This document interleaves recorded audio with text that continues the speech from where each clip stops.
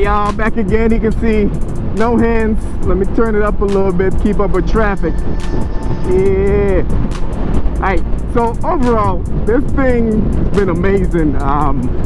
Just the comfort of being able to let go, no hands, especially on those longer trips. This whole time I've been able to talk, no hands.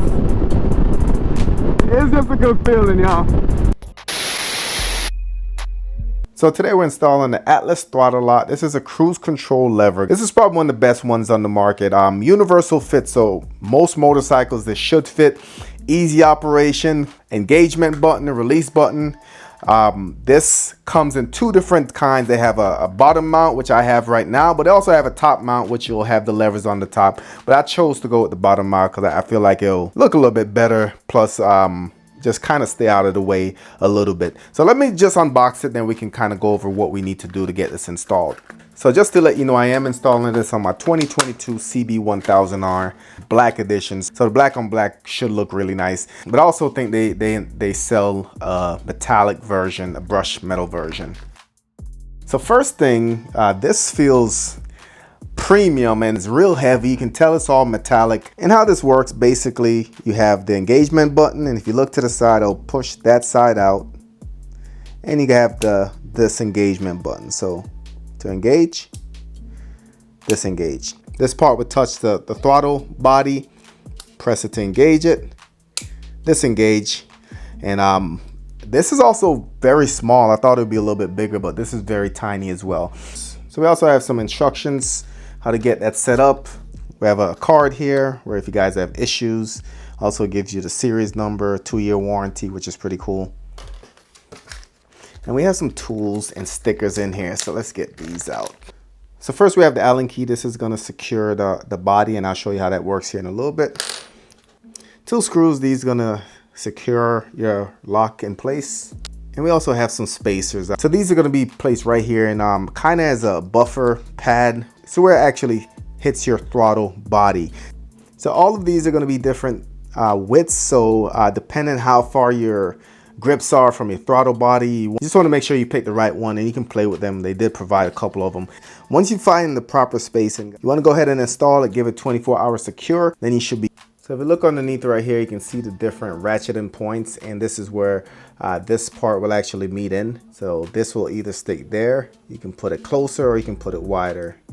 If you got a big handlebar, you can put it right here, lock it in there, and that's the circumference. Or if you have a smaller grip area, depending on the size or the circumference of your actual handlebar, something like this. So mine will probably be about here, but we'll go ahead and we'll go set it up on the bike.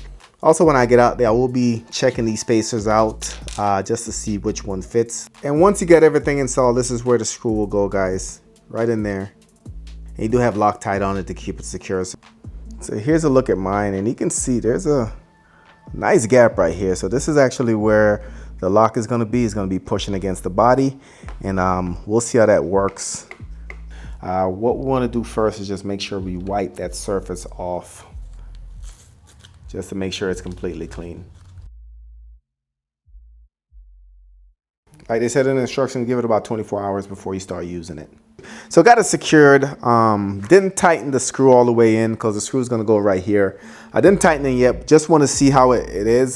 This is about where you want it, guys. So when you tighten this down, it's going to stick and it's going to turn with the throttle. So when you go ahead and do this, it should go with it. It's right there. That should engage. You can see where the pad is right there, hopefully. And I'll show you. I'll do an outside walk around here after I'm done. Kind of got caught up in the nighttime, but what I'm going to do is go ahead and tighten it. Then we should be good to go.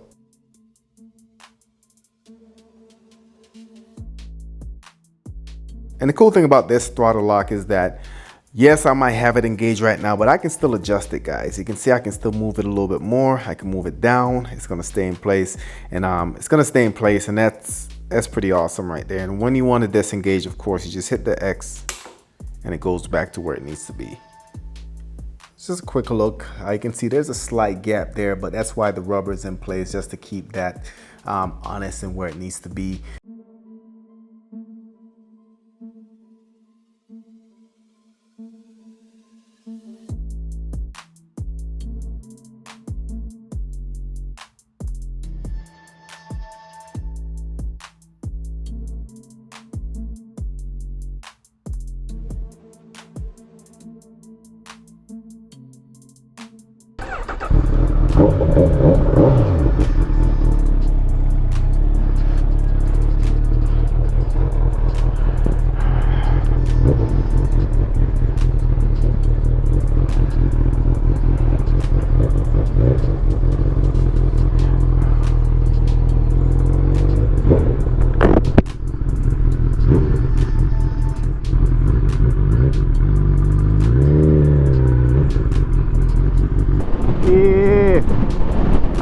So overall, this thing's been amazing. Just the comfort of being able to let go, no hands, especially on those longer trips where your hands get kind of tingly. These things are a blessing, and the fact that you can adjust it while it's engaged just makes it that more useful. Just imagine being in traffic, you want to change the pace a little bit. All you have to do is twist it and it will continue going at the level that you put it at. So that in itself just makes it amazing. But this whole time I've been able to talk, no hands. It's just a good feeling, y'all. So I'm gonna put a link in the description if you guys want to go ahead and check it out. If you have any other questions, let me know. Don't mind doing a follow-up video on this. I'm out.